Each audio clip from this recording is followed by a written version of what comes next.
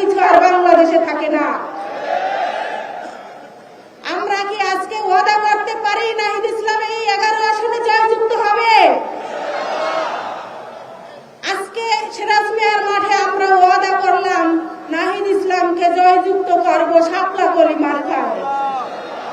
আমরা আগামী দিনে দেখতে চাই নাহিদ ইসলাম সংসদে মা বোনদের নিয়ে কথা বলবে, যারা ওসমান হাদিকে দিবালোকের সামনে গুলিবিদ্ধ করে দেশ থেকে সরিয়েছে তাদের বিচারের আওতায় আনবে।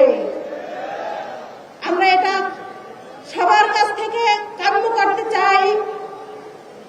ওসমান হাদির বিচার আমরা যেন এই বাংলার মাটিতে দিবালোকের সামনে দেখতে পাই।